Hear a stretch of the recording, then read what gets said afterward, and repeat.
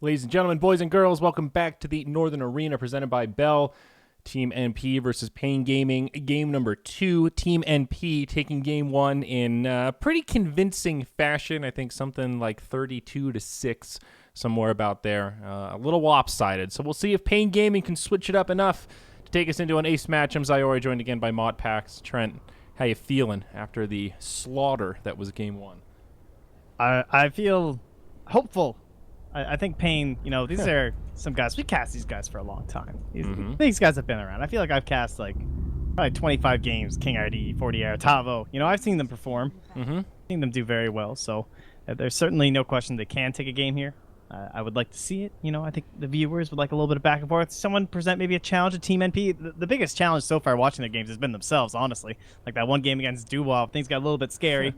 It was actually ironically a Naga Siren that in the support role that hit a couple issues for them between their chronospheres and whatnot. So I don't know, maybe Pain can find some sort of an answer to like counterplay into these very solid plans of NP, because every time we talk about their rotations being so good, but it's kind of been like no one's been able to contest them, and maybe if someone can find a good counter-initiating hero to throw a wrench in the cogs, it might be enough. Drow Ranger. Absolutely. Drow Ranger. First pick for Team NP. Uh-oh. What do you think, Trent? What's the go-to against Drow? I'm saying uh-oh for Pain. Like, I think that is a very you were, like, scary... disconnecting or something. No, I think it's just a scary hero for NP to open with. Like, what's the strategy now when you see this? Like, straight up counter to Drow. What do you got? They've got a blank canvas, right? Pick of the litter to try to counter this. Well, back in the day, it used to be like Spectre, right? It was just like, oh, let's get a Spectre or a Slark or something. We'll get in the back lines. We'll hop on top of her. Gonna take her down. And then it was kind of like outlasting the Drow. There was like kind of a different methodology behind it. But that was also back when Drow wasn't even honestly picked that much in like pubs or anything, right? She just wasn't the same hero. Didn't have that Aghanims upgrade.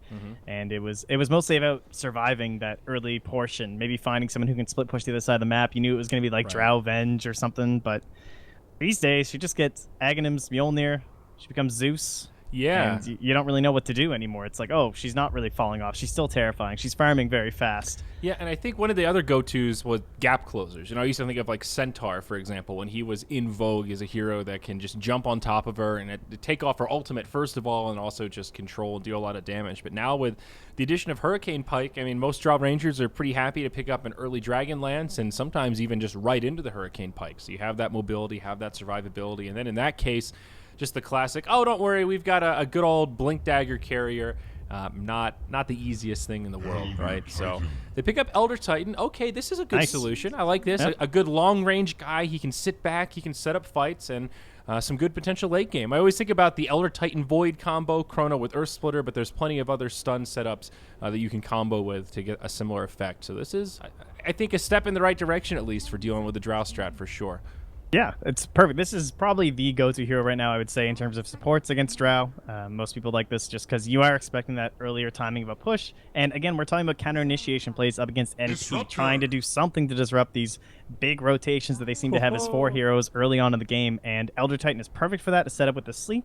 And what follows a sleep better than Disruptor? Be it Naga Sleep or Elder Titan Sleep, it's that perfect setup for your Static Storm, Kinetic Field, and whatnot, and then again running them down, putting these these plans, disrupting between NP. You send one person back in one of these little crucial TPs or something, take an advantage in a fight. So 2 good heroes right now, I think, for Pain. Yeah, disrupt the lineup they shall. Very well said there, Trent. I think these are 2 perfect supports. Opening with both the supports, I suppose. Scary. A little scary, but there are supports that might be worth it. And wow, NP actually picking Bat Rider into the Disruptor Elder Titan. I think Disruptor, one of the better supports to try and deal with Bat. Maybe not the best. You still have Venge. You've got Oracle. Even a Baden LC to totally cleanse, break the lasso. But Disruptor can be very good to counter initiate and just catch people out. That's kind of his main game. Kind of like B tier, you got like your Oracles, your Venge, your Baden. They're like right up there, and then there's like Disruptor. He's like just he's trying to be cool with them, but he's not quite there. But it works out pretty well. I would be a little bit worried about the fact of like those mobile cores that we know NP really like. It seems like things like that Morphling, or just traditionally Envy playing something like the Ember, where you're not gonna have like a Hex or something. That, but I think you also consider banning out some scary supports. Dazzle, one of them, but how about Vengeful Spirit? Another great combo with the Drow. Can be a good combo with the Bat Rider to set up into a lasso for swaps, pull them even further out of position. A good support to work defensively with Drow. If she gets in a sticky wicket, swap her out, keep her safe. Kind of surprised that she's been left in the pool. I mean, I understand why, they want to ban out OD, good ban, but honestly, I'd be a little more scared of the Venge than the Dazzle in this kind of a setup, but seeing the Axe ban perhaps forcing their hand in that regard. I think NP more just trying to get rid of some of those obvious gap closers that can give Drow a hard time. Yeah, I think it's kind of the sustainability is just such a huge aspect of like any Drow push. So Dazzle, a hero that would be super handy in that case. And True. Just that defensive, like you get both the sustain of the push, but that defensive aspect where you can sit farther back, because Venge helps with the push for sure, and you do get a little bit of the swap, but actually like sustaining and being able to help all of your allies is kind of nice from the Dazzle. I mean, shit, dude, Venge Dazzle, not a bad supporting cast as a duo to have with a Drow Ranger either. No, kind of the dream. Yeah, but Darkseer, I think, another good ban. Blink Dagger Carrier, another positioning, you even just having Surge to help someone else close the gap. Another hero that can be difficult against Drow Ranger. I guess even Bat Rider in that regard. So, all right, Payne, what'll it be? Clockwork. Okay. Okay, nice. There's cool. someone to get in on that Drow, right? Now, I guess with the Silence Wave. Oh, but how big are cogs now? All right, so it's going to depend, right? Because the size of cogs, but you might be able to push Clockwork out. They're a little bit bigger these days, but we'll see. Yeah, the other thing would be, I mean, chat's screaming for it. The Visage. Now with the Clockwork here, the Visage is actually so good. Because now you'll have the birds to block the hook. So if there's ever a game where if you like really wanted to bring back the AUI Visage, I mean, he's playing position 1, but if you were to throw that over to one of your supports, I mean, it is kind of a good game for and it. it's actually not that ridiculous. I mean, core Visage is not really a thing, but the way AUI plays it, if you're going to do a Drow strat where you're thinking, all right, we're going to be taking barracks at 20 minutes, you can do a core Visage, go for a medallion, Russian Aghanim. I mean, I'd still say support Visage, but... Okay, fine, support Visage, go for it. I mean, it's just, it's pretty clowny.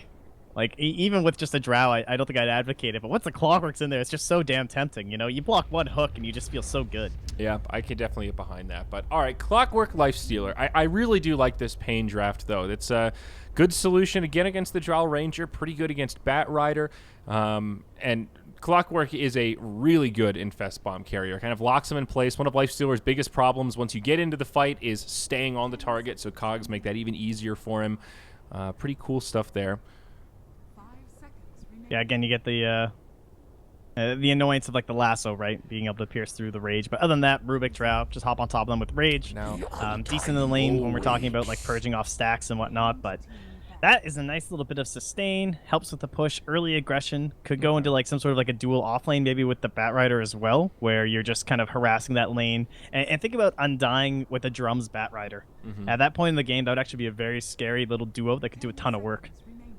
Yeah, I agree. And I think it's good to have some sort of a beefy frontliner like the Undying can play when you have the Drow strat, because sometimes teams get a little too tunnel visioned on trying to maximize on the aura, and if you go 5 ranged heroes without a big beefy frontliner, a hero like Clockwork can just start grabbing your squishies that want to be in the back line because all of your heroes are in the back line. But now they've got a bruiser that can hop up front, drop the tombstone, kind of break up the fight, bully Payne Gaming, and make some of these initiators think twice. Clockwork hooking into an Undying, yeah, that might work out, but might also be a Tombstone Soul Rip Decay in your face and very quickly go the opposite way, right? So I think this is a perfect pick here for what MP want to do. And also somebody that can fight really early, right? Talk about 5-man with a Drow strat. Who better than Undying to synergize with that? Yeah, and now last, they do ban out the TA, and like you're thinking about those survival heroes against Clockwork. Like we used to see when Clockwork was more popular, it would always be like Queen of Pain or something in the mid lane where you could just blink out of the cogs. You didn't have to worry about it when you hit level 6. Be interesting if they go for like maybe a Morphling or something. Ooh. Be kind of interesting. Okay. What about here Invoker for NP? Always possible for sure. We know Envy's playing it a ton. I know it got banned out. I think the first day I feel like it was getting banned and we were kind of expecting it, but then never ended up showing up. But yeah, it's always good with a Drow Ranger, right? You're getting a hero that's good at winning a lane. Oh yeah. Buffed up with that precision aura, so maybe you're concerned about rage, but other than that, it's matches up fairly well. They have some good single target setup with Rubik Lift, Lasso, but somebody with a little more disable could also be be nice for NP. Puck actually was going to come to mind, but banned out here. I think the TA ban was really good for some other aspects, like not very survival against clock in some ways, just because you get battery salted up and whatnot. Refraction's pretty good, but those instances can be annoying. But she would have been really good for taking Roche and being on that dire side of the map. They already have great heroes for it. They have Batrider, Drow, and Undying. 3 heroes fantastic at fighting around the pit. Maybe not so much in taking it and actually doing the damage, but yeah, the actual control around the pit is certainly there. So the TA would have been that next little bit of extra damage. Right. That's a fair point. Gives you really good Roche control also. Something always to keep in mind with the dire squad. NP thinking hard about this one, though. What else besides the Invoker? There's got to be another obvious choice here that we're not thinking of. Medusa? Medusa? I mean, it's actually not that bad. It's not the worst. Some teams like that in these moments. I don't think it's their style, but okay. It is the Queen. Very good. All right, the classic, right? Throw her mid against the co-op, everything's up against the clock, everything's fine. Works very well with the Drow Ranger, the extra domination. We've seen a couple teams doing this Queen of Pain, Drow, bringing it back. Someone was doing it just the other night in our Northern Arena, actually. Yeah. I'll be intrigued to see what build the co-op goes for. It's usually Ags or Orchid. Those are the main two, and I think a quote-unquote fast Ags could be really good for NP. Keep it high tempo and just lets the co-op do a lot of big AoE damage and let her be a big player in the fights. But talk about that later. Pain, what do they want with their final choice here? They need their last core. Like the puck ban was so good because you're working with that early Elder Titan disruption. You need someone that can bring that in earlier on, or you complete totally opposite. go out that route. the Viper. I was jokingly going to say that NP might take Viper this game. But who doesn't really care about Clockwork that much? Well, Viper. Okay, he doesn't really care about much in general. I'm surprised that Pain picked it here. So it looks like Pain are trying to do the. We've got supports that can control the back line, and then 3 heroes that are super beefy, manly, just get in there and do some damage, right? Like Clockwork, Lifestealer, and Viper are all pretty survivable. So maybe Pain is thinking, all right, you guys want a 5-man, death ball our towers? We're ready, baby. Let's do it. Let's rumble.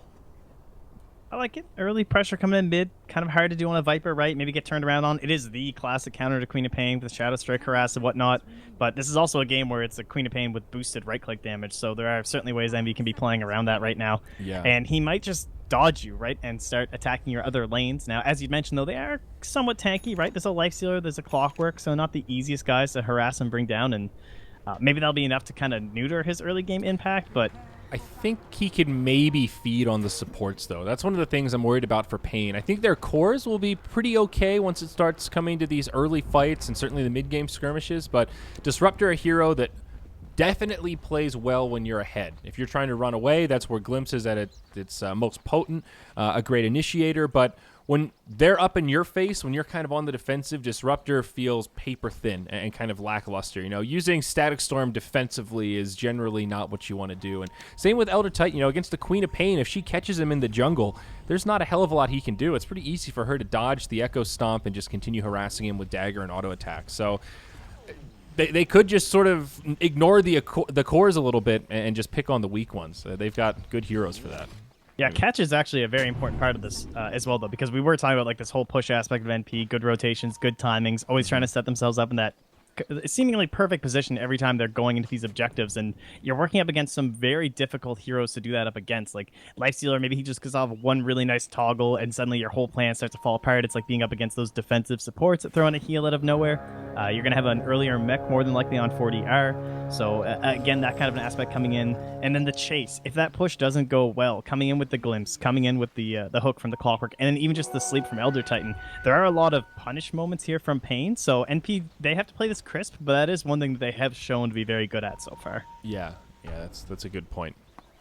Choosing when and where to take fights has definitely been their strong suit. And even in the games where they've dominated, which is, to be fair, been most of them thus far, it hasn't been sloppy domination. It's been very controlled, methodical play that looks surprisingly polished for a squad that doesn't have too many officials under their belt. But here we go, another aggro tri-lane. We had a swap moment here. They swapped post Fountain here. Envy taking up the Batrider mid. Wow. Okay, so lanes all over the place. It's Batrider versus Viper, and they're going to go in. SVG, he comes in after they've got 7 stacks of sticky. They don't want to dive it here. Envy already at half health, but putting a lot of pressure on this Viper. Now, looking at the other lanes, it'll be Rubik Drow off lane against the safe lane Clockwork for Pain Gaming, and that puts MSS on the safe lane Quap for now up against this tri lane, though we'll see how long it sticks around. They might need to rotate somebody to help this Viper, which is a weird thing to say, but Bat Rider Viper, what a weird mid matchup. You'd think the Viper would just run him over, but with the help of the Undying here, Envy is able to actually stay kind of aggressive. Yeah, pretty annoying for 40 air. Like, turn rate's always one of the most obnoxious things in the game, and nothing else does it, right? It's just it's a Bat Rider thing. It's very frustrating to play against. He was certainly ready for it, though. He came to lane with the Magic Wand, so anticipating this was going to be the case. And once a couple more levels get stacked up on 40 air, you won't be able to see this from SVG. Already, you can see the punish coming out here. Yeah, SVG forced back, taking a lot of damage. And out of regen himself, still level 1, so just decay. I don't think they're really hoping to kill Viper here, but keeping him pushed back this far, Bat Rider, especially at these early levels, so delicate with his right-click damage. He has to use the sticky to get these right clicks, and against the Viper, it's tough. He doesn't have a point in Nether Toxin yet, but already this kind of an advantage should just allow Envy to maintain control for the next couple minutes. Yeah, 40 air played that really well, too. Like, getting it pushed out over here, so Envy's forced back. They can't do any sort of, like, combination play where they're CSing and denying it far away, and it gave 40 air that opportunity to harass so much onto SVG. And now coming back in, King RD's here, and he's got level 2. They might get SVG. Yeah, a little far forward. 3 stacks of sticky. Out comes the Echo Stomp. The follow-up Poison. SVG makes it to the high ground, and this tanky Undying will be just fine. Picks up some more consumables back home. Set of Tangos, Clarity. Rolls a, pardon me, TP scroll. Oh my. Just the Windlace for now, though. It's kind of an interesting style with this Undying. He's not getting much XP, but it's great for Envy. And now they man up. 40R taking a lot of damage. Is he going to burn down? No, gets off the salve, but Envy with all the stacks of sticky has the right click damage, and they draw the first blood. SVG helps make the whole thing possible by stealing that little extra bit of strength. Wow, it all pays off in the end, and now this Bat Rider's off to a hell of a start. Yeah, really great time to get that kill, too. Before the boots come out and things get very difficult, before there's more points up and that corrosive skin, life could have been very difficult for those two. Nicely done. And that's always scary, man. Going in on a Viper is terrifying as any hero, but when you're someone like a Bat Rider who it's this like kind of incremental damage over time where you're not sure if he's just going to turn on you all of a sudden, it's you really have to do the math first. Yeah, up top, Cat almost dies. MSS, I think he has him. He got another dagger off. Disruptor eats the salve. Okay, he's good now. Close call, though. MSS. That could have just been a deny, too, but yeah, he was confident he was going to live. Still nice for MSS to be putting on this kind of pressure in a 1v2 lane. Still getting decent last hits. Only 11 compared to the 22 of the Lifestealer. He'll suicide intentionally into the neutrals, but given that he is taking the focus of 2 heroes, it's opening up for this Viper to get harassed pretty hard. I think Disruptor might have a slightly better time here in the mid, but it's Elder Titan. 2 points now in the Echo Stomp, just backing up the Viper. Things are starting to level out a little more, though, now, Trent. Yeah, down bottom as well. Like, AY, he's having a pretty fine time. But Tavo's also just getting levels, so I think as a Clockwork, you're very happy here. One thing this hero struggles with, not being an Iron Talon guy, but he's kind of just got away with free laning. Last hit's not the most important thing. It's just getting 6, and that's when the pressure is really on you. Yep.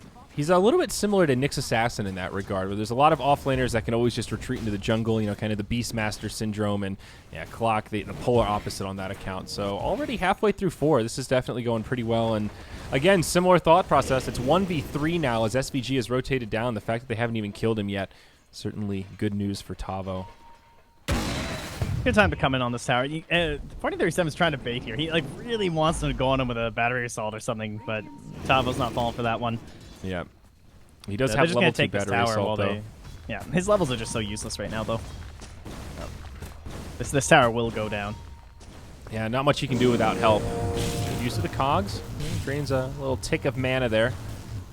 A lot of pressure on this tower already. Meanwhile, in the mid, 40R still in Strug City. I mean, Envy is just unrelenting. He's now cutting the lane, pulling the creeps across, and not even allowing this Viper to get up near the tower. This is a really impressive Bat Rider play. I mean, the Drow Aura definitely helps. Even just that plus 11 at this stage is huge. But the way Envy's just positioning and bullying this Viper is pretty unexpected, I have to admit. Yeah, and look at the lanes right now, though. They see no one top. They see no one mid besides the Viper. I think they know something's going on, but maybe they're actually going to get caught here. Tavo gets initiated on. He takes a lot of damage to start this off. He'll die first. SVG rotates in, drops the tombstone. AUI tries to TP home. It's going to be close, and he won't make it. They get the last auto attack. Cat now very low, but SVG will not survive through it. It's all 5 heroes of pain. They make a huge rotation, but it does pay some dividends. 1 for 2. They get the kill on the mighty Drow Ranger.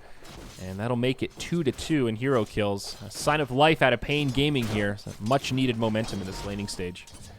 Yeah, that's one of those fights that it's pretty much impossible to tell really who comes out on top because you can't really factor in just being off the lane for that long and everything like that. But the fact that it is the Drow going down, I think it makes it totally worth it. If it's not the supports, you're just happy to get AUI back to base and away from creeps. And he also went to the TP too, so now he's very slow getting back to lane. And now look at this. Envy's gone for Lasso at level 6. And we've seen a lot of these Bat Riders. We even talked about it last game where if you invest in the drum, we'll often skip the Lasso till level 7, level 8, sometimes even level 9 because they're just spending so much time farming with Firefly and getting that extra benefit from the points in Sticky. But here, he's ready to fight. He's got a haste rune. He's pulling up gold. It looks like he might just do a good old-fashioned Blink Dagger rush or not. He's going for drums. Okay.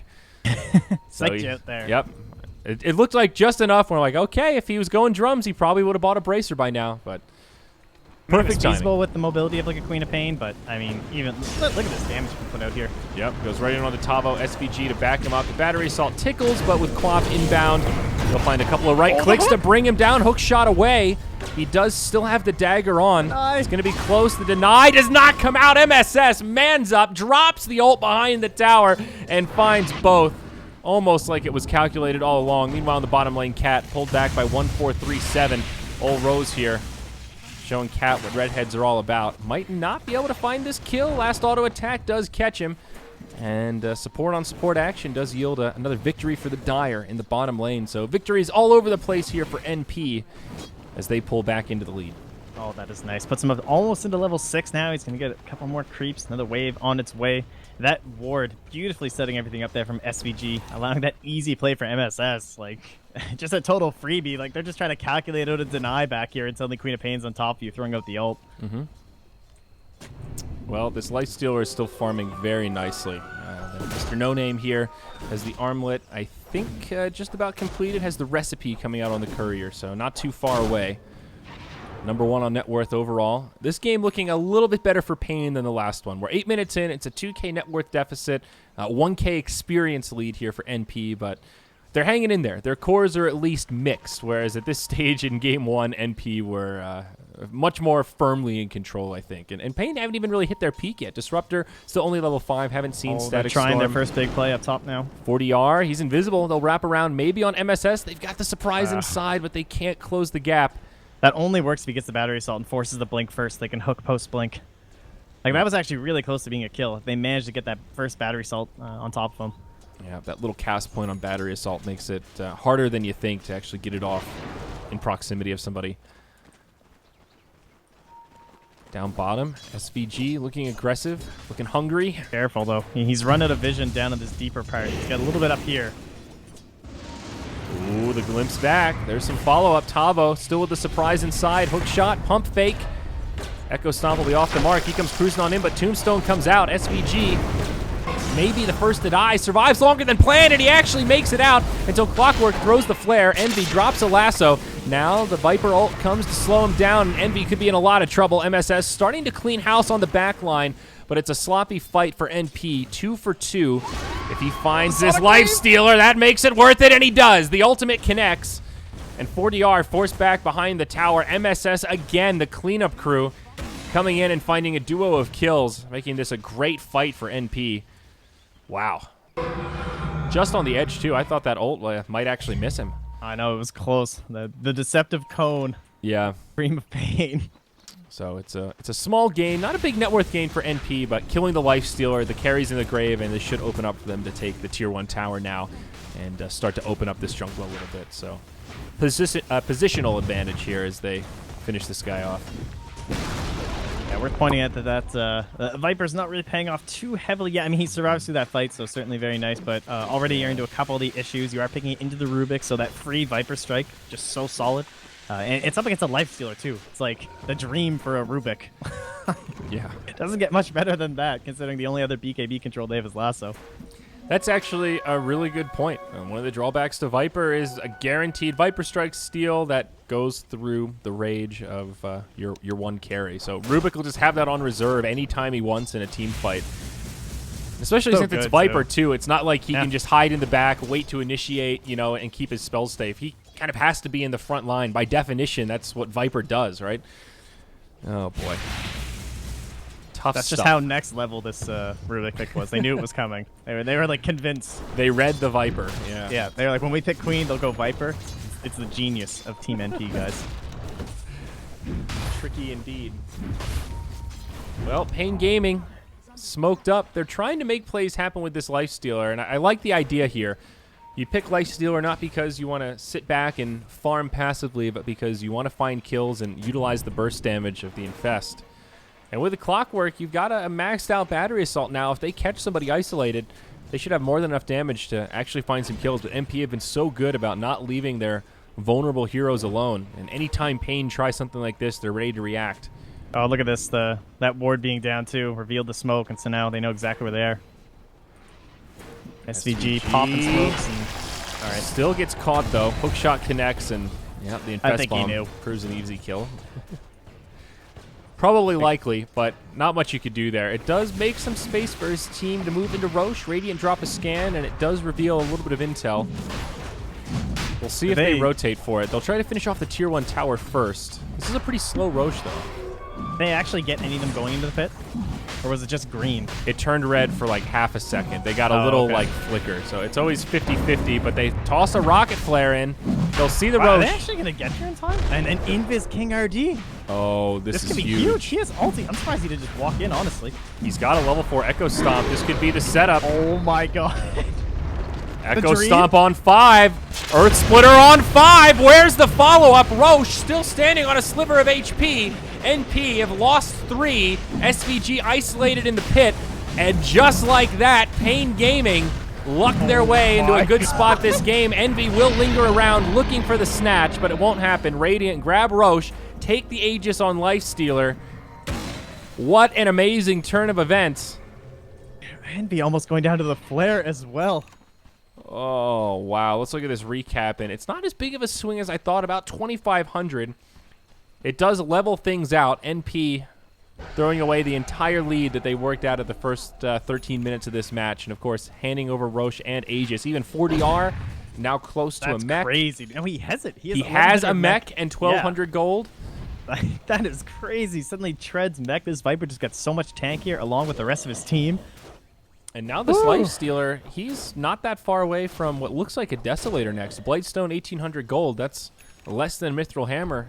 And his damage output goes way up, at least for a good window before the armor pieces come out. MSS will indeed go for the Agonist build that I mentioned during the draft. He's been doing a lot of work with the ult already, so getting it on that short cooldown, I think, is really smart here. Oh, it's a great game for it, too. I mean, you want to be tanky up against a lot of these heroes like Static Storm. You're stuck inside for the duration if you do end up getting caught, right? There's a lot of these kind of setup plays where you're kind of just going to be in there for a little bit, so tanking up's always nice. And then you're amplifying pure damage up against a Lifestealer, which is great because you obviously piercing through that rage. And then a Viper, who has that natural magic resistance. So a great little itemization choice here. And there's no real need for like an Orchid or anything this game. It just makes so much more sense here, I think. Yeah. Yeah, the Orchid much more suited for the solo hunting where you want to move into the enemy jungle, look for pickoffs. The Ag's so much better for these early 5v5 fights, and it's already been a pretty bloody game. We'll see NP rotate through the enemy jungle as Pain group up about the mid-tier 1. Still a glyph for NP. They could try to come back and mount a defense, but it looks like they'll opt to just push the tier 2 down bottom instead. This is a super scary team to walk into. Like, really nice positioning from Pain. You can imagine if you try and come in to defend this tower, unless you're all 5 there at once, like, there's just going to be a glimpse back, there's sleeps that can come out, there's the Stack Storm that disrupts, then, like, there's so many tools here. Bottom tier 2 just gets tickled by the push, and MP pretty much repelled. Envy hanging up on the high ground here, very close to the Blink Dagger, 50 gold off, so just wants to finish off this camp, and then the big initiation tool comes out for NP. Radiant Vision, nicely played here by Envy, just zipping his way through, so none the wiser of his presence. Yeah, very nice. They were a little worried about them being up here, coming in for like an aggressive rotation, so that's why you saw 40R just kind of backing away. But they'll go on in now. Want to get a little bit of vision, probably in this area. Try and protect down this last tower. So far, I really like their aggressive vision, though, keeping an eye on like common smoke spots here in the mid lane and trying to watch out for these aggressive plays from Envy and his Blink. Yeah. Great warding indeed. They'll rotate up to defend this tier 1, being pushed by the Quap. Looks like Viper moving into probably just a BKB. Ogre Club already in tow. And Life Stealer. No, he's actually going for the Echo Saber. Okay, so it's just a value Blightstone. Going for the Echo. Probably be Deso eventually. Yeah, Echo, Deso, something like that. Drow Ranger, how's she faring? Now up to the Dragonlance. Fairly basic kit on her, nothing too crazy, but we're only 60 minutes in. AUI, middle of the pack in terms of farm. That last fight, of course, definitely setting him back.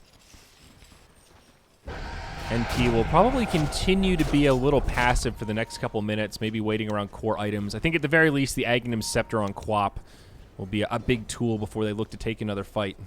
Yeah, it'd be nice to get the tier 1 mid, I think, while they still have this Aegis. Would be a really good target for them. Try and open up this area just a little bit more, right? You have a Bat Rider. You're looking to be a little bit aggressive. Wait, oh, our Pain. Yeah. Oh, hook shot in. They find Rose. Oh, my. Yeah. 1437 is playing a pretty good game so far. Got a little bit of, quite a few early levels, but nice catch out here from them. And they actually knew that these rotations were coming because they spotted this ward get placed, so they know that's there inside of NP. 1437 ping it out, but sending just your Rubik down, you know, it's kind of like that whole getting farm while you can. Up top, Envy in a little bit deep. Cat sets it up with a Static Storm Kinetic Field combo. And just like that, EE Sama punished for his insolence. Also a tier 1 tower falls in the bottom lane in favor of Pain. MSS. I said, oh yeah. 40R's just hanging around here. They want this. He drops the Viper Strike, but it's a 3-on-1. He mechs up. Now Tavo rejoins the party. Ult from MSS brings him low, and the Viper falls. They trade their Undying for it. Tavo with the TP home. It's a bold play, but it's a smart one. He makes it out. The zombies will try and chase him all the way back to the fountain. That was pretty sick. Yeah, I was just thinking, I just realized I said NP had Aegis, but you know, there was kind of this disastrous fight. I don't know if you noticed, but they actually didn't get the Aegis. Turned out that went to Pain. Yeah, I clicked on the Life Stealer and I was like, I don't know if they really want to push into that, but it's cool. It's all good. No, so they're certainly playing this correctly. Yeah, now that is gone though, so maybe there'll be some sort of an opportunity here. As that Aghanim Scepter is now up on MSS. Seems like AUI just wants to go right into the Hurricane Pike, and I think this is a good game for it. Allows him to actually participate in these fights, and if things get scary, force staff away and go right back to farming. Nothing too crazy about the build, but certainly the right call here. Yeah, I mean, you always want force staffs against Clock, right? So it's kind of nice when your core hero has a natural build-up into a force staff. That is pretty wild if you think about it. Hurricane Pike has definitely made Clockwork, just in general, a little bit less appealing. One of the most cost-effective counters to him is now just built into a very solid agility range carry item. That's kind of frustrating when this was like one of those heroes that he was super happy to be against. Yeah. Right? You hop on top of Drow, you watch her do the little dance, unless she gusts you, of course, and that's the sad day. But Eternal Envy finds himself a haste rune. He's got 1,300 gold, probably just a force staff on him next. Very standard stuff on Bat Rider, but as we were mentioning, some added incentive against Mr. Clockwork. Already on King RD, he's got the Ether Lens on Elder Titan. Okay. A little extra reach on the spells. Not the most common item on him. Normally I feel like you see like a Yule's Scepter build up a lot more. Yeah, exactly. Just get the movement speed. Yeah, get the catch so that you can either get a stomp or just set up for your teammates. It's weird on him because you don't normally think of Elder Titan as the hero like, man, if only my spells had more range. You know, he's like the quintessential backline support. And he's a popular hero these days, so people kind of worked out that engage distance. So you add a little bit onto that, maybe you can catch someone off guard. Okay, I can see that. But it is, it is certainly a bit odd. 40R caught in the mid. Hook shot almost grabs him, but he catches a zombie instead. He's knocked up to the high ground, and he will be destroyed by the likes of NP. Back towards beautiful. The mid. That's a great look setup. where they're baiting, and you take the fight like that. Like, you take that fight over this way with the pole or something, even into your tower, it's going to be a worse fight, because they're going to have avenues to actually engage into you. Ooh, that's a big glimpse, but no one there to hop on top. And it might cost Cat his life. Oh boy, SVG is just going to chase him down. The zombie punches hurt. Glimpse stolen by the Rubik. Taste of your own medicine there, Disruptor. Another easy kill for NP. Just the two supports able to bully him down. Yeah, I just really want to play like that was nice. Like, pull him up on this high ground. Everyone's there, totally ready for this play. And what looked like a great setup from Payne and a great bait just turns into a complete and utter disaster because there was just no avenue to do anything. And you just get a little bit of a freebie here for NP and really slow down that momentum that you lost super heavily at that Roche fight. I mean, this game was seemingly in their hand here for NP. And then, you know, maybe if you're an NP fan, you call it unfortunate. If you're a Payne fan, you're like, God's your play. But either way, it's just one massive moment in the game through a single Roche fight. Definitely a big play for the Elder Titan. There has to be a moment of just... It's not that often you get a 5-hero stomp into 5-hero Earth Splitter. To be fair, he was invisible, but still impressive nonetheless. Now Lifestealer, he gets his big, hard-hitting Desolator. So the Infest Bombs straight away. They might catch Envy here. He needs to be a little careful. Hook shot. Oh, it's a whiff. Blows the load a little too early, and now Envy looks for the TP home. Oh no. Oh no, Envy, no, not like this. He blinks back to the other side, but Viper Strike has come, and the poison shall tick down the likes of the Bat Rider. Punished again. Oh, okay, I was gonna say he got glimpsed or something, right? Like, what just happened there? That was either way. It was a glimpse. You're right. No, I thought he blinked. I thought he like blinked while the Viper Strike was coming and it didn't disjoint or something. I don't know. That was kind of a weird blink though, going for the lane instead of like the trees. I think he just wanted to get as far away from the clockwork as possible so that he could make it out. It was pretty close, but yeah, slightly misjudged it. I don't know. It's kind of an awkward spot to be caught in. You're not quite close enough to the deep tree line here, and if you go the other way, clock might catch you. Still very aggressive positioning from Envy. Well, as you pointed out, though, that Deso is done, so he is looking super scary, and Roche is about to be online. There's on NP a lot of time, loving to have their courier in there, but at this point, you see with these Radiant heroes there, you can't really be scouting out too much. Yeah. Roll courier, and it seems like the Radiant should be the first team to spot this out, especially with a clockwork.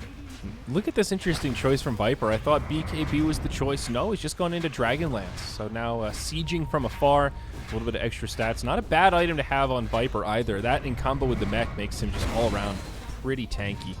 Yeah, already Viper's a tanky just hero that's extra tanky now. He's one of those heroes that you get so much value by just getting more HP. Like, you know, hearts and whatnot, right? It's like Centaur War Runner where, like, one of your skills just so naturally synergizes with it. So, getting the most basic stat-heavy item in the Dragonlance, while you're even if you were a melee hero, this would be, like, a good item on this guy, I'm pretty sure. So, being ranged just added benefit here. And he will go right into the Hurricane Pike. So, same thought process as Drow. Lets him be a frontliner, close the gap. So good with Clockwork and Disruptor, too, because he's that long-range vision to allow him to get off those 4 attacks. Ooh, yeah, good point. Envy jumps in deep again. Viper Strike comes out. Envy. Oh, daddy, what was that? That's some EE Bat Rider. NP just not ready to follow up on the... So what if we, when we talked about MP and strong points before, right? Oh, whoa. I didn't even catch that one. No, I was... Was that a jump out of the lane creep? No, it couldn't have been. Could it? Was there a... I'm not even sure. Either way, nice kill.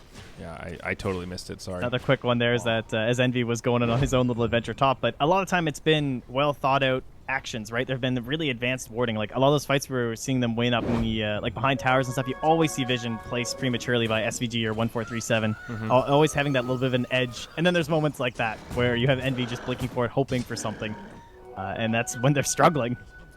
They do have good ward coverage still, though. You look at Dire, well, decent. Same thought process, pretty aggressive positions.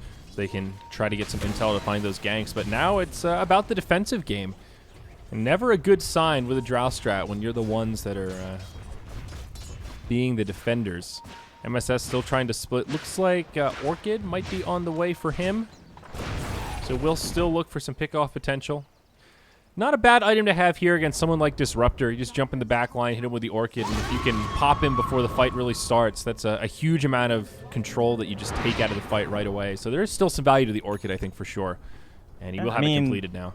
Elder Titan didn't go Yules either, so that's one nice element. Maybe you can catch him out, stop him from doing his big dastardly Earth Splitter that seems to have ruined your game so far.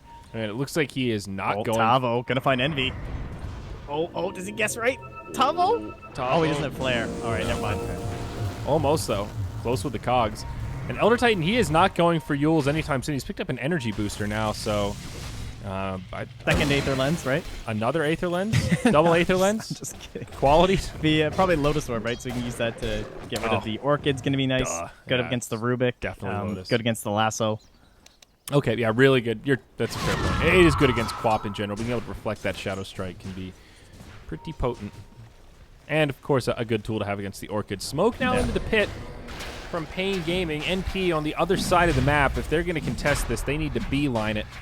And it looks like they will be just a little too slow. They're starting to rotate in this direction, but with the Deso, this Roche falls pretty darn quick.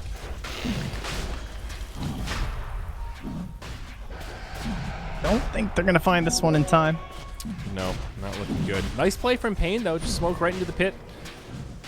I guess you can't say it's unexpected, but still good to know that they have control of the game where NP will hesitate to try and contest something like that. Now you're running in. Blade Mail, Hookshot's up and ready. You've got that Hurricane Pike going too. Of course, your Life Stealer is even more terrifying. Got that Blink Dagger. Man, his range of initiation is terrifying. Well, AUI. Nice little cheeky plays here. All right. Hopefully he doesn't get spotted out for his sake. Like, can you imagine just like a cross-map play rate? Yeah. This is definitely a little bit risky. I mean, I guess you'd... Oh, go for the wave. No. Even like not having a TP scroll or anything there, you're stuck if they see you while that thing's on cooldown. But now Manta style up on the Drow Ranger, so still finding some pretty decent farm, kind of keeping up with the Life Stealer. Looking at the overall graph, it's not a big lead for Pain. What they picked up from that team fight is just kind of stagnated and plateaued around that 0 mark, and I think NP have done a good job just farming through this. I did miss that pick off on the Disruptor down bottom, but just a kill quick from Queen MSS. of Pain. Not much to say about it, right? Yeah, Press some probably. spells, hero dies. Second They were half so worth of life. close to finding Envy. Because just as you're pointing out, they've been doing a great job of splitting. You've got MSS down here, a couple supports running down the mid. Rose Rose is here, good. 437. 4-staff, baby. They've got 3 4-staffs now, so good luck, Clockwork.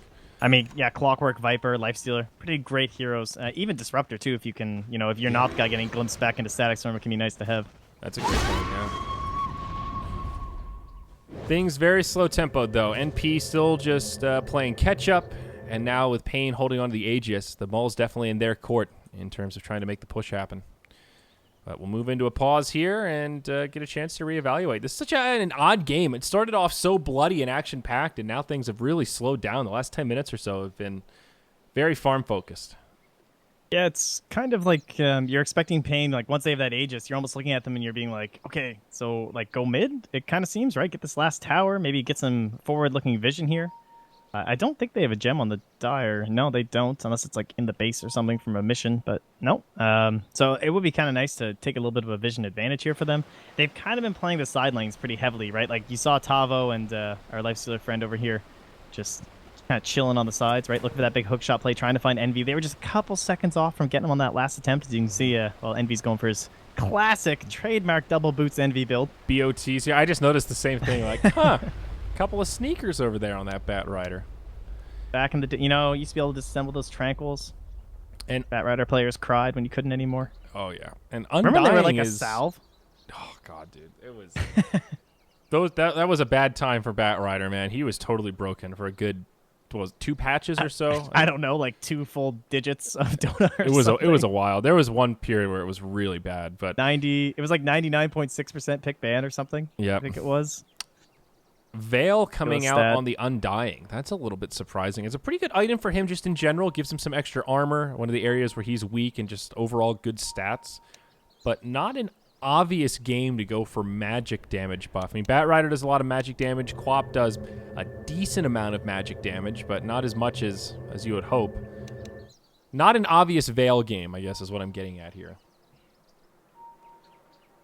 Yeah, Viper, Lifestealer, and not having anything to do against like this Blade Mail too. Gonna be taking a lot of heat here. Anyone chucking magic damage on these guys, not me having a pretty fun time. But yeah, I mean, what else do you go for? I guess like it doesn't really seem like mech's gonna do too much for you either. Oh god, so, do what you can. You almost just want point. another 4-staff, honestly. Yeah, 4-staff. I mean, I was gonna say Atos for a moment, but I'm not sure that really achieves much this game. I think they've already got sufficient catch with Blink Daggers and 4 staves. Yeah, all right. You've won me over. There's no good opportunity cost. But I'm looking forward to this next engagement because It'll it be is a little bit explosive. tougher for Pain to actually be like 5-man going into stuff like that unless they have that pick off, which is why I think you're seeing them put so much attention on these side lanes, like trying to snag up someone like Envy, because it is Disruptor and Elder Titan. These are two guys that like to be having the enemies come to them, right? I mean, Disruptor's good on the chase, but ideally he likes that one little like one stun into Static Storm and he gets that big hero and he's super happy, and then you run them down, right? Like that's kind of the dream. It's not so much chasing into people the whole time. Yeah. And trying to set yourself up. Like that one first tower siege mid where they had like this great perimeter. You can see how they want to play. You got like Elder Titan here, Disruptor over here, Clocks over here looking for a hook, right? Everyone's all set to jump in on these guys from every angle. But you actually have to get into that position. It can be a little bit tough somewhere like here in the mid. All these high grounds. We saw the last time how nicely Envy played that with the lasso. So they're kind of slow rolling it here, but do they run any troubles doing that? Like we've already kind of talked about how Drow doesn't seem to fall up that heavily anymore. Yeah. Well, I suppose time will tell. I'm kind of curious what build he transitions into now. This is fairly standard core items on her. What do you get next in this situation? Like, is this an Ags game? Is every game an Ags game? I don't see why not. Eggs Dota. It might just be a BKB game too, though. I mean, kind of sucks against Lifestealer and Viper, but yeah, there's still a Clockwork.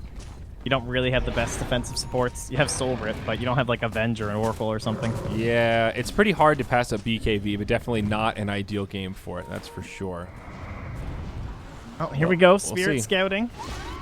And an invisible Clockwork. It's a great way to start off a fight if you're Pain Wow, Gaming.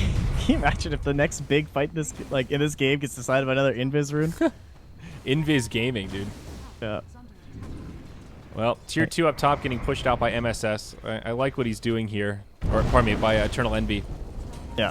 I think he knows that unless that they're all there and nice and ready, they can't really fight into this one. It's too risky. You might as well just wait for the high ground. They Yeah. know that Aegis is still up. And the Aegis, how much time does it have left? The pause kind of throws off my timer here. 3 minutes into the 5 minutes, so not that much longer. Seems unlikely that Pain will be able to do much towards high ground in the next 2 minutes. Pavo down bottom, looking for potential pickoff with a surprise inside, but again, That's really not nice. quite going to find it. I mean, he gets a tower with illusions. In a situation like this, that's a big win for NP, I would say. Oh, yeah. Not only do they get the tower goal, but it also forces back Pain. That's 4 of their heroes that went back to the tier 2. That means that's more time off the Aegis they're not pushing, and they didn't even deny the tower. Draw Ranger gets credit for it. That's, I guess the only saving grace is Elder Titan's getting close to his Lotus. Again, there's no vision here, too. Like, this one war here for the Radiant side, but they don't have any nice opportunity to, like, smoke in or anything. It's just kind of these flares running through the map, hoping to spot something, but then it's not like you can organize something based on a flare. It's like, okay, this camp's down. They probably went this way. This is where we're going to go. There's the thing out now, but I don't know. I'm not sure that's going to be as successful as, like, having that nice constant vision. I mean, yeah. NP are fully aware, it seems. Or at least predicting it. Look at this positioning, man. This is like, okay, boys. Everybody hide. HY. TP home. That'll be it. This is just pure defensive gaming until that Aegis is done. I think that's really what this comes down to. Yeah, when a Viper stands on the other side of the wave and starts right-clicking from there, you're pretty sure he's got people behind him. Yeah. So they'll back themselves up. Yeah, absolutely. Blink Dagger also out on the Lifestealer. Don't know if we mentioned that, but some additional initiation prowess. Good chase. So once this Aegis expires, I wonder what the idea is for Pain. If they still want to try to force a fight and maybe chip at high ground, or if they just go back to farming themselves. Because I think it's in well, we're Pain's at a interest slow to keep siege, some aggression on. Yeah. Where's our Shadow Demon, man? Like, I don't even know how to take a base anymore without that hero. Uh-oh, Envy gets caught mid. The Blink So Dagger close. on Lifestealer. He almost gets it. Envy able to blink away. That was scary. Whew. Yeah, very close call. Living life on the edge. Alright, well, again, Aegis expiring. Queen of Pain bottom. It's a very fast Roche respawn, though. It'll be about 15 past the set timer, so almost as quickly as Roche can spawn. Not sure. I feel like if a team wins a fight in this next interim period, that's really who it benefits. If NP could take a good fight, they could walk into Roche and... Oh, Spirit's gonna find Envy. Can they get the hook? Pavo needs big plays. Get out of the way, Disruptor. Tavo, he could still do it. Chuck it. Bobo. Chuck it. Throw it. Oh, come on. What would Wayne Gretzky do? It's so easy. Jesus. It's so easy to say that as a spectator. I know. Why aren't you YOLOing with your damn hook shot? No, but still, in that love it. situation, you have a level 2 hook shot. It's 55-second cooldown. Isn't it worth it to just take a shot there? Oh my! I don't know. Not if you're getting this nice rotation here. Now, look where Envy went. He knows the TP's on cooldown. Yeah, but look at this. Oh, the bait. Oh, the sport. Oh, they're so dead. He's got friends nearby. Is it bait? Envy sees him faking it out. Envy has to play this so cool right now. There's the Dire Ward. They know exactly what's going on. Envy grabs him with a lasso. MSS with a follow-up. Drops the ult. Only connects on one, but Tavo still completely dead. Tombstone help makes it an easy one. On the backside, Cat caught out by the Quap. Pops the BKB. They want the Lifestealer, but he blinks as soon as he jumps out. MSS on the hunt. But out comes Rage. That gets rid of the dagger. 2 for nil. It does cost MSS his 10-second BKB charge, but nice setup from NP, and they are happily rewarded.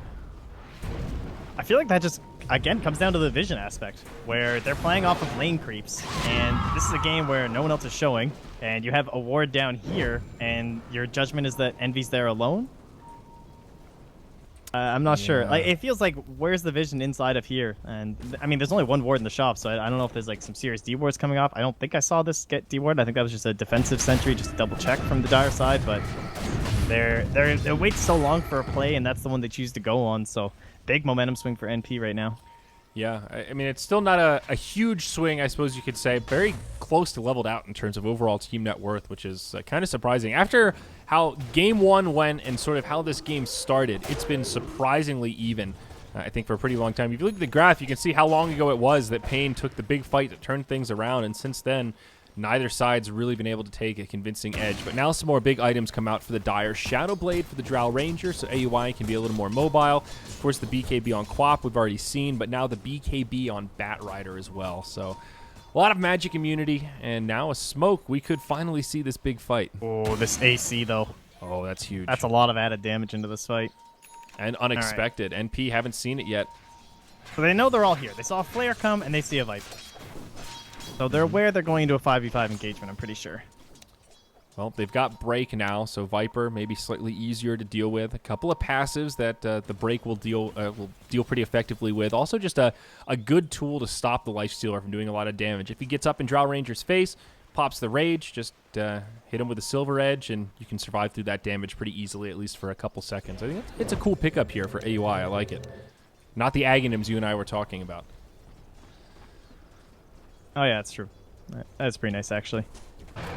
You always forget about that. Like, the break is big, but that damage reduction is also pretty huge. 5 seconds, definitely 50% the most ignored reduction. Aspect. You can Manta that, though, which is both. Like, Manta Rage, it's just kind of like... But it's like most things. Like, if he's already raged, though, it goes through it. So it's, that weird magic immunity thing. I like the choice by NP to back away there. I don't think there's any point forcing that engagement. They fully read it. They're like, there's Viper, there's Flares coming, they're all here. That's not what our heroes benefit. We benefit a lasso into some spells, some disable, kill one person, and then we're going to go in and we're going to fight them at that point. Yeah. If you look towards the late game, I don't think Pain Gaming just straight up win the late game with better carries. I mean, Lifestealer and Viper can get pretty nasty, but Quap scales really well. So does Drow. I mean, if we're talking about really late game here, if like Aghanims is next up for Undying, that's a support that can turn into like a semi-core that can do a lot in team fights. I feel like both these teams scale somewhat evenly towards the late game. Do you agree? Yeah, it doesn't seem like anyone's really ahead, right? Like, you've got Viper, Drow, two pretty similar characteristics in terms of, like, they both just kind of build Mjolnir and punch creeps later in the game. Drow, a little bit better at it. Both considered more so early game threats. But yeah, I would say so. Some kiting issues. Lifestealer probably the best suited, I guess. Yeah. So heading into the later parts, but Bat Rider always Vlad's too. From, that's true. SVG. Bat Rider always throws a wrench into the mix with late game stuff, because even if you're at that 60-minute mark and everyone's super farmed, it just takes one lasso force staff to pull somebody in a bad position to, win a game. Is it happening? Are we finally getting our fight? Here we go. Smoke from Pain. Oh, no pressure. Get out of my way, he says. Get out of the way of the hooks. Envy, they see Oh him. my Tavo, God. he actually can't hook. He hook shots into Cat. It is a disastrous engagement for Pain. They still get the kill on Queen of Pain right away, but they'll have to pay with the life of their disruptor. Now 4DR caught by the lasso. BKB'd Envy will stay safe.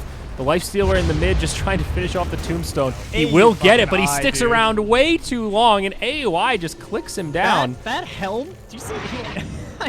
There's just a creep up here. That control ends up getting a net in the middle of that fight. Is that where that net came from? Yeah, God. AOI helmed it. That was clutch. I noticed that right before the hook shot, the net came and it delayed it a little bit longer, but why did they block the clockwork? Like at first, it was sort of a funny little joke, and then after a few more seconds, it became a reality of like, this poor clockwork, he actually just can't do anything. He even tried to self-force staff to find an angle and still couldn't find it. And his teammates were still in the way. He finally uses it, and the bloody disruptor has his big raptor ass just standing there. Now, MSS did buy back. He jumped in real aggressive. He was the one that died. They still get the Roche. He picks up the cheese, so it's an obvious advantage for NP, but something worth noting here, his buyback will be on cooldown for another 6 minutes. All right, well, 18 more seconds for Lifestealer. Do they feel comfortable waltzing on up to this tower? Doesn't seem that way. They know Static Storm wasn't dumped down, so yeah, scary aspect. Pretty low cooldown, less than a minute. Plenty of ways to initiate, and now for NP, some of that pressure's off. They don't really need to force the issue. They're kind of ahead. They can wait for that again, that next round of core items, fight around the Aegis if they get the opportunity, and go back to what we were praising them for earlier on today, choosing when and where to take fights. Big item pickup, though, for Pain. 4DR, now with a butterfly on the Viper. Pretty big. That is a nice item here. AUI, nowhere near that in terms of an MKB, so already have that magic survivability, add a little bit of physical, some evasion. But look at how they're sieging here. Even without the Shadow Demon, it's just very safe. Illusion harass, chunk it down, slowly but surely. Keep this daisy chain of friends nearby. Very safe play from NP right now, even though they are holding the Aegis. All right, Envy. Your chance, man. Radiant Vision. Don't see him. Tavo's thinking about it. Tavo wants it. Hook shot in onto Envy and Fest Bomb. It's a dead Bat Rider. Uh-oh, NP now in full retreat. AUI drops the Gust on the run, and it looks like they will all make it out. Lifestealer should have a blink in a couple seconds, but he lets him go. All right, quick pick on the bat. I mean, that's a super hard area to go into, but it's also kind of a lack of respect for, like, just wards being here. There's a Clockwork who's throwing out... Like, he's so far away from his team when he's trying to make that play. Yeah. And, like, a single flare and you're dead anyway, even if there wasn't a ward, so... it's a tough game for him, I definitely understand, but that really turns out poorly for them. AUI's going to run into Disruptor here, though. That's nice. Going to 3-shot him. Nice pick off there on the backside. Meanwhile, the Quap drops the ult to keep him distracted. Now Tavo trying to find AUI. Buyback from the Bat Rider. Envy wants to get back in the fray. He drops the lasso onto 4DR up top. Viper in a lot of trouble, but Elder Titan. That sucks. DCs. That could have been the save. AUI knows it too. That is, if you look at the positioning here, he's got like everything off cooldown. Yeah, that definitely should have been something there. Oh, that's brutal. That's just unlucky. Nothing you can do about that. Well, they will struggle to kill 4DR a little bit here. I mean, I was gonna say maybe he can try and flutter away, but that's not going to happen. I don't know if this Viper survives. I mean, if King RD comes back, do you think he could still turn this? He went flutter too, like, so he lost his evasion. Yeah. I'm pretty sure he's just dead. 700. Like, where's how close is AUI? That's the real question. So what? 2? Yeah, he's super dead. There's no way Sleep gets off in time to stop this death. Well, good night, sweet Viper. Interesting choice to buy back on Envy there. Maybe seeing this as a moment where they can really punish hard. Perhaps seeing that the Viper just picked up the Butterfly. Unlikely he's pooling for buyback also. Yeah, they probably just won, honestly. That's a really shitty way to win a game. Yeah. But in terms of, like, maybe, I mean, it might not necessarily be over, but this is like, you're dead, we waltz down mid, we take this tower, we might even get racks. All because Elder Titan wasn't quite ready. I mean, look where everyone else is, though. I don't think there was any fight coming out from the... You might have been able to maybe save the Viper, but it's unlikely there was, like, some massive turnaround coming from Elder Titan. Yeah. Still unfortunate, though. Yeah, no fun. And we will sit here and enjoy the pause all the while.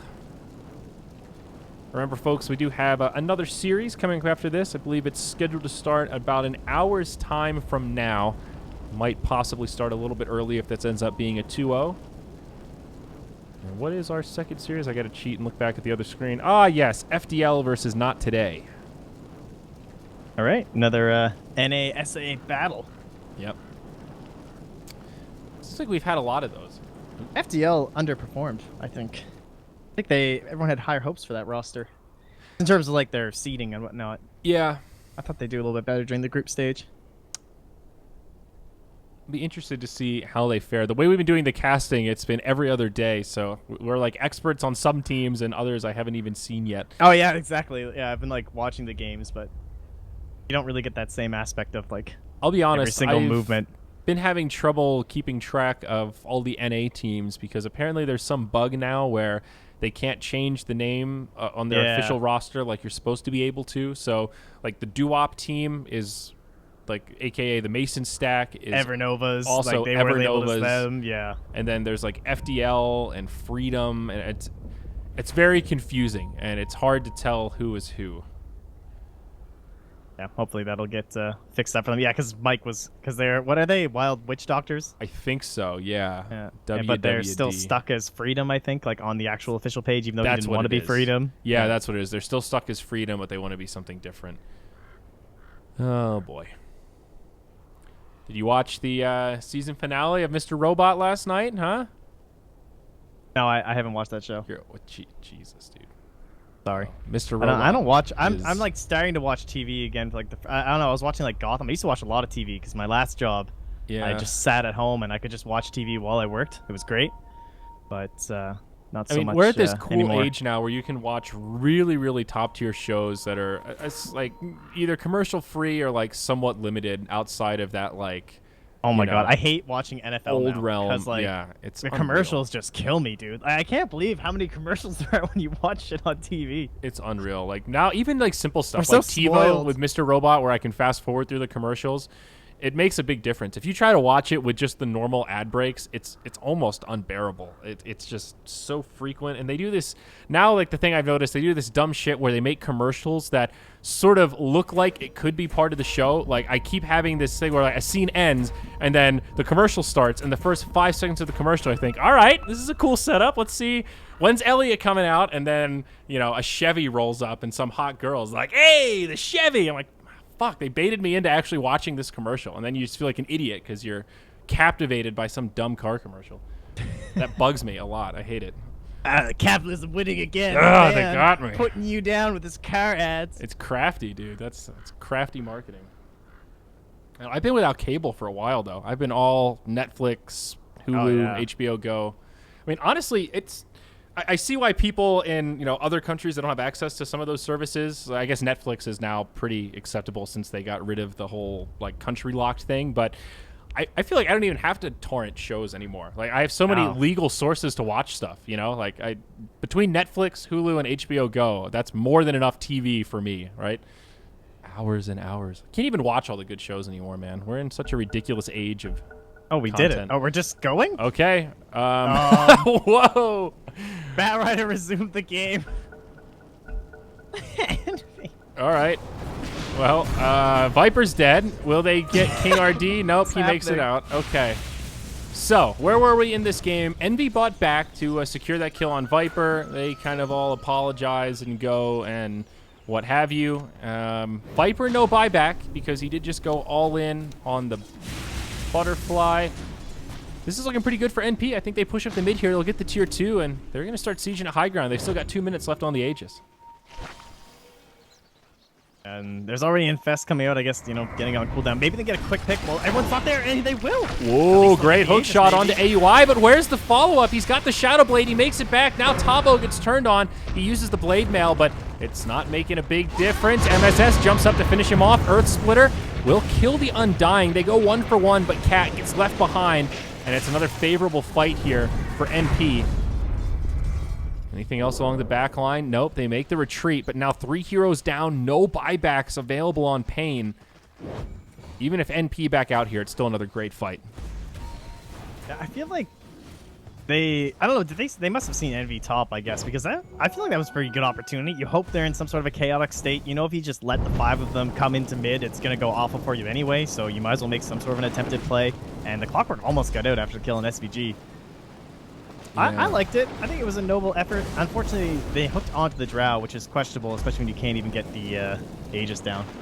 Yeah, that is a fair point. Also, not having detection made it so easy for AUI to just pop the Shadow Blade and walk out. They do have a gem on the Elder Titan, which is great, but you're not always going to have him up in the fray to find that detection when you need it, and that was kind of the issue there as the fight got broken up. Still feeling a little bit rough for Pain Gaming here. Maybe NP hoping to get more out of that NB buyback. Yeah, they don't have that same, like, wow factor of, like, Lasso, where Lasso can just win you an entire fight. You have Hook for sure, but there's all these tools and things that you can do up against Hook, whereas you don't really have those same options, at least naturally on these heroes. Like, there's no, like, good Lincoln's builder or something like that. And, again, we talk about how they don't have that Venge or that Oracle or that classic hero that we're so used to seeing up against Batrider every single time. So, yeah. It's very difficult if they do get into a fight where they have a vision disadvantage, but we have talked about before where they do have the edge on the vision thanks to the Clockwork. Well, good call on the Vlads here for Undying. He has it completed now, so some extra damage, sustainability for the team. Going Those big for the value items at this point. The cowl strategy here, double hood. I like it. Oh yeah, nice. Is the Vlad's just the mask? Oh, I guess that's your Morbid mask inside the Vlad's. Is that what it's supposed to be? I don't know. Okay. Well, it is, right? All right. No, I see it now. And then the headdress. Oh my God, the headdress goes over the Morbid mask to make the. Wow, I never noticed that. The headdress is like something for your right. It's like over the mask. Well, so is that black part the headdress that's in the item pictures doesn't make sense, guys? I think that's what we're going to go with. I'm sure there's like some lore on this. Someone call Slacks. I'm sure there is too. We had a whole discussion at Dream League once about Black King Bar. You know, have you ever actually stopped to look at the Black King Bar? Oh yeah, this is one of those ones that I hate. I used to think it was like a piece of armor, dragon's head or something. I don't know. I thought it was a face. Like the red thing is an eyeball, and it's got like little handles and like a long snout or something. But it's a dude like. That red thing that I think is an eye is like his pec. That's like where his nipple is, and his head is the thing on top, and those are his arms. It's like the FedEx logo. It's once you see it, you can't unsee it. That messed with me for days. MKB up on the Life Stealer, very nice. This Life Stealer is getting scary. Yeah, he does have Ditch's Blink now, so that's kind of nice, right? I don't know. Maybe he'll. Yeah, okay, give her the Echo Saber. I like that better. Smoke up. See ya. Smoke up now. Surprise inside. Tavo. We need the big hook shots. More like teammates. We need the clear path for the big hook shots. Right, and they have left the haste rune for the Disruptor. They determined that to be the most important hero here. I like it. Hey, with that Drow Ranger, they need to be careful. They need to keep this Disruptor alive. Cat's had a little bit of trouble with his positioning in these last couple fights. Ooh, are they smoking? Dire side. This could be bad if they smoke up into that hill. But let's see their vision right now. So they see up to here, getting close to a tower, got a creep scouting out. Nobody's in mid. No one's down bottom. They are suspecting, I think, that this is going on. They are ready. Look at this. They're all just in hold position behind the tier 3. Radiant doing the exact... This is actually a game of chicken. Both teams are just standing on opposite sides of the highway, just looking at each other. And then, so dire side vision. They should. I think they just saw a flare come out, so they should know. Yeah. And they'll spot them down bottom. Out. Okay, I'll take out this ward also. Good dewarding action there. Well, nice read by NP. Pretty much knew exactly what was coming. Now the fast Roche respawn. Before the pause, we mentioned this. And this could present an opportunity for NP if they scout it out. They are nearby. Always scary against the Clockwork, but now they can kill it much more quickly. Yeah, I mean, they might have a little bit of like PTSD or something here, right? Like, I might be a little bit paranoid heading on in there after that first Roche, the one that completely swung the whole game. Might want to get a pick first. Unless they have total vision of where they are. Like, the lane only made it this far, and, like, there's no one else showing, and you're like, okay, are they coming down? Now, remember, the last Roche fight was because of that invisibility rune. Without that rune, the Elder Titan couldn't have gotten the position to set that up. So, a fair point, there's also, but like, way more items on the Lifestealer now, though. Like, it's so much scarier for the Hook. Like, at that point in the game, Hook wasn't very scary. Now Hook is very scary. Now, if he catches any of them, Lifestealer pops out, and he just, two shots Rubik. Yeah, you're right. That is a little more scary. Rocket Flare comes through. They see that Roche is up. This is Roche number 4, so, of course, Aegis Cheese, Pain Gaming, ready to contest. They're just going to keep launching Rocket Flares that way. And I don't think NP will go for the Roche. Instead, they're going to go for something else. They've smoked up once more. Out of vision, even though there is a ward on the high ground. Oh, Radiant Scan down bottom. Oh, it's so close. It's so close. Okay, but if the Spirit hits... Oh, they just saw Drow. AUI attacked it. Oh, that's unfortunate. Okay, they'll just back up.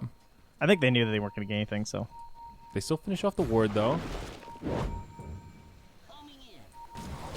And now right into Roche. This is bold. But they kill it so fast that even though it's scattered out by the clockwork, I don't know if it matters. This is where Envy just blocks the hook, guys. Envy's got this. It's like, it's worth the gem. He's going for the full wrap, maybe? I mean, it just dies so fast, though. That was such a smart play from NP. They intimidate Pain as they move forward. They kill the wards. They have a moment of darkness in question. And that little moment of confusion, they beeline it straight to the pit. And they know that even if it gets scouted, they're not going to be able to make it in time. Well done. Aegis and Cheese out. So Drow Ranger now has the second life. And the Cheese will once more go to the Queen of Pain, Mr. MSS, with 4K golds in the bank. All right. I am ready for some action. I feel like the last time we were waiting for a big fight, wasn't it like 16 kills to 16 kills? I think it was, and now it's 16 to 20, or rather 18 to 20. Like, we haven't progressed very far in the past 15 minutes or so. But we have MKB on the Lifestealer. We have a lot of gold on Viper, probably 40R, hoping he can get into one as well. His AUI is going to be rather annoying to deal with, especially now that he has the Aegis. So this might be a game of, like, kill everyone else, but look how much damage he puts out. I don't even know if that's a possibility. Yeah, a lot of buybacks available right now. Only 3. Lacking the gold for it. All cooldowns available now. This is such a weird situation. And he's thinking that there's a rotation coming, so he's trying to keep this high ground in check from a smoke play. Good Scans it up. You see a ping in the mid lane. Range creeps pushing forward. And NP playing it safe once more. Back out. They push out the lane. Well, one good thing for NP here is controlling the map. They can at least start to starve out Pain. They do have it completely landlocked. Yeah, this is one of those games, man. It's good. It's good Dota, right? It's building you the want to tension. see. Yeah. Yep. They're getting ready for it. The Wombo combo is pretty scary from Pain. Yeah, we talked about the lasso and everything, but if you do screw this up as NP, you might just all die. Yep. So you kind of understand the hesitation. Maybe BKB is like a candy bar. A simple yet elegant analogy that I'm quite a fan of. It would be full of nougat. What I think. Nice crunchy nougat. Here we go. Right. Look at this. AUI is up there, man. He is ready. He's also got a butterfly now, so much more survivable against everyone except the Lifestealer. Remember that MKB has been out for quite some while now. Ooh, and 40R is actually going heart too. He picks up a Vit booster, so he's not going to go for the MKB. Okay, going for survivability. He has sort of been the front liner, to be fair. So survivability, definitely good stuff. Now the full Satanic completed by AUI, of course. We remember the big Helm of the Dominator play from earlier. Wow, it's now been upgraded. So that'll be the trade out for his Aegis, and he's still sitting on 3,100 gold. He is very wealthy. Mm-hmm. Yeah, he's starting to run low on upgrades here, and this is one of these kind of strange Drow builds where it's like, yeah, where's the Alchemist at, guys? Come on. Well, like, what do you swap out? You know, the Shadow or the Silver Edge has proved very effective. I mean, the Hurricane Pike, again, you really want the Force Staff built in. You don't want to dump Manta. You don't want to dump Butterfly. What do you upgrade? I guess get BOTs, get yourself a Moon Shard, maybe a BKB to swap in there. Probably ditch the Silver Edge, honestly, at some point. Yeah. Compared to some other items, but that's a ways away. Silver Edge for BKB, maybe. Although, it's just such a crummy BKB game. Yeah, it'd probably be like KB or something. All right, there we go. 40R Caught by the lasso. He gets the Lotus Orb. Buys him a little bit of time, but now Tavo jumps out. It looks like an okay fight for Pain Gaming out of the gate. AUI brought low, but now the Lifestealer gets turned on. Cat jumps out. Huge Static Storm kinetic field. MSS drops the ult. They bring down the Lifestealer. 40R gets low. He will go down as well. Now a buyback from the Viper. Tavo getting pushed back. Force Staff keeps him alive, but not for long. 2 buybacks now used by Pain, but 2 down without buybacks. Rubik and Clockwork not coming back. And NP with all 5 still alive. Aegis not lasting any longer as the Lifestealer jumps out of the base, but he's coming right back up. Rose with the stolen Viper Strike tries to set up onto the Lifestealer. Now Infest inside of a creep, buys him some time. He will live. 3v4 on the field, but Envy's got lasso back up. 40R pulled into no man's land. Click down, and the Viper will die back. The siege now continues for NP. They'll be able to clear out this tower, and Rax maybe in trouble here, Trent. No buybacks available now for the Radiant. Oh, man. That was a really nice Static Storm, though. Got to give all credit over to Cat on that one. Like, if some of those spells were back off cooldown, there could have been a massive reinitiation. But everyone was just, like, slowed up and running back away. Like, Drow was just hitting everyone with frost arrows and whatnot. Lifestealer couldn't re-engage. And so you had this great moment, but unfortunately, it only ends up being that disruptive Static Storm, or rather a defensive Static Storm. Yeah, MSS had a really good play there also, where as soon as the Static Storm was dropped, MSS dropped his ult at all of the incoming forces from Pain, just to try and intimidate them a little bit to buy him some extra time in the silence. Very smart, and it kind of worked out. It split the fight into 2 chunks. Dude, Last was almost back up again.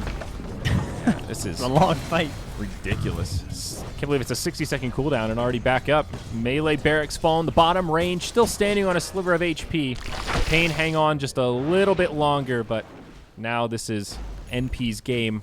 8k gold on the Drow Ranger with the completed Satanic, so AUI looking at pretty much whatever he wants for his next item. Very curious now. Maybe sell the Silver Edge for an MKB? Is that Something madness? Like that, I would think. I mean, 40R, they had to lasso him twice. I mean, it was after the buyback, but I mean, even when he was being lassoed, right, there were so many defensive tools coming out, the Lotus Orb and everything, he was pretty hard to bring down. So he goes Moonshard BOT first. And buys a lot of tomes for his friends. Oh, that's so nice. Drow Ranger doubles as a librarian. How beautiful. Very nice. I didn't even see who took them. No, me neither. But Refresher also up on Envy, so more lassos to ogle in the upcoming fight. All right, they're just chilling on the courier. No one wants them, guys. Oh, SVG gets them. Nice. Smart man, that one. Almost level 16. It's pretty big. Also a Solar Crest out on Undying. Interesting choice. I like it, though. Okay, I can go for that. A little bit of blinding action. Still up against that Viper, going to be handy. Mm-hmm. It has some survivability as well. AUI hard to lock down now. You pop that on him, a little extra evasion. All right, NP, here it is. This maxed out Drow is ready to finish this game. They all have buybacks, right? Oh. Okay, well. Not really. AUI and MSS have buyback. I mean, it's low chance, but it is still, 55 minutes into a game. Pretty high net worths, pretty fast sieging potential coming out here. Like, there's a lane pushing top. You never know. Everyone suddenly dies to Elder Titan. Things could get a little bit sketch. Well, Rubik now has an Aghanims, so maybe stealing that Viper Strike gets a little more tempting. Viper he just denied the Radiant. Denies the barracks, yeah. Got him, man. I love that there's not even a deny line. You're not supposed to do that, guys. Destroyed by destroyed. Viper. That's Gaben's way of saying, yeah, you don't want to kill your own barracks, ever. Yeah, someone make a Reddit post that should get fixed up by tomorrow. Great. Yeah, probably. Got to get some proper... I guess especially now that the whole team gets gold when the barracks dies instead of just who gets the last hit, denying it is actually just kind of the worst. It used to be sort of a play. If it's at 1 HP, you deny that extra bit of gold, I guess. Maybe. I just deny it for posterity because you probably lost that point anyway. It's all about your dignity. That's the most important aspect. Screw the economy. That is all right, here we go. The siege is working, guys. He's pulling them back. Yes, the TP home. They know it, and they will call the bluff and just continue on. Looks like MP are kind of tempted to just bull rush it mid and say, you know what, worst case, he gets the top barracks. We can get mid and mega. Joke's on them because Cat's still here. The push continues. The sieging disruptor, look out. TP home, AUI on the low ground. All right, where's my infest bomb? No one in the way. Tavo has the vision. Got the, Tavo, he's pump thinking faking. about it. Let's take a look at Radiant Vision here. This is what Tavo sees. It is not much. Excited for a double lasso here. He sees the Drow Ranger. Where's this hook shot going? AUI's asking for it. He really is. These 4 staffs are nicely angled, though. Oh, yeah, they want it. Keeping himself in a good little line here. NP with just great positioning right now. Not giving Pain much intel. Envy, if you look at their vision, it's like, oh, yeah, there's nobody here. Oh, look, there's AUI. It does pop Envy. And he's so tempting right there, but 4 staff BKB. I mean, they know it. Good patience from Tavo. As I say that, he jumps in on Envy. Good night, Bat Rider. 4v5. Envy doesn't have buyback. Now they go in. Tavo taking huge damage from AUI. They'll go 1 for 1, and now the 4 stabs out. MSS drops the ult on the back line, gets Cat quite low. 40R gets left behind. Now a buyback from the Clockwork. They want this fight. 40R trying to go blow for blow with AUI. He's starting to win the duel. SVG gets knocked back. The MKB on the Lifestealer proving effective here. They'll destroy the Tombstone, and now AUI standing his ground. 40R getting low, but it's a Viper after all. They find the kill. They're too hungry. Not enough. That was pretty deep for no buyback on Viper. Yeah. And they know it, too. It's soon off cooldown, but still on cooldown. Definitely won't have the gold for it, that's for sure. Another... I think, are they stalled, though? Whoa! AUI up on the high ground, back down to the low ground. 4 stabs aplenty. Tavo returns a lot of damage to MSS, but he pops the cheese. Clockwork with a defensive hook shot. He might be able to live. MSS put to sleep. Nicely done, but Quap actually brings him down with the dagger. Damage over time. Now Lifestealer caught by silence, caught by the slows. He's trying to live through it. It's close. It's not enough. No buyback on him. Now King RD falls, and this one's looking pretty over. This Drow's just too big. Yeah. AUI is crushing, so the bait ends up being successful. Envy Dota, easy gaming. All credit to Envy for baiting out that final fight and took NP down their road to victory. Well done. He got bashed so quick. He just got completely obliterated. I think he thought maybe he'd have a chance to get healed up post-hook or something, but in the end, it doesn't end up mattering, and they take this one 2-0, but Pain putting up a much better fight this game for sure. Oh, yeah. It was even for a while. Fight, I mean, still just seeing that Elder Titan get a 5-hero stomp into 5-hero Echo or Earth Splitter is just... That's good for Pain Gaming. I mean, they show that they've got some skills. They put up some good team fights, an interesting draft. It's not very often we get to see Viper. Not that he's the most exciting of heroes, but hey, speaking to the versatility on this patch, right, Trent? Yeah, exactly. I mean, they played patient too, right? And that's one thing that, you know, all these teams always get flack for, is being too aggressive and not knowing when to wait out. But there were certainly some moments where Pain played it smart, and they tried to find that right opportunity, try and get themselves a kill, played cautiously. The Bat Rider did like the 20 to 35 minutes, vision was pretty shit, but after that, their vision was pretty good. I think with wards and everything, maybe missed the time to capitalize because of that, but other than that, I think good overall. Yeah, no doubt. Very impressive series for MSS, though. Both games, just absolute beasts. The Timbersong game 1 didn't even die a single time, and here, again, a standout performance, 13, 3, and 10. Good stuff in the lane and good rotations, well farmed. I mean, this is a great Quap build. One of the reasons why this hero can be played like that, because you go... early Aghanims, Orchid, you can fight, be very combative, and then look at her build now. You've got this Bloodthorn, you've got a Mask of Madness with an Assault Karas. Those right clicks hurt. I mean, she feels like a carry at that stage, with all the mobility and stuff. So, cool stuff. Love seeing a good Queen of Pain do well. Yeah. A break now, though, Trent. We've got our next series starting in about half an hour. Maybe starts a little bit early. FDL versus Not Today. North America versus South America once more. We'll be back after this break. Hopefully you stick around because more Dota 2 coming your way here for the Northern Arena by Bell. This is all leading up to a LAN, of course. We're into the double elim portion of the bracket. Looking for those teams to qualify in and join us in Montreal for the big deal coming up in November. So stick around. More tunes coming your way during the break.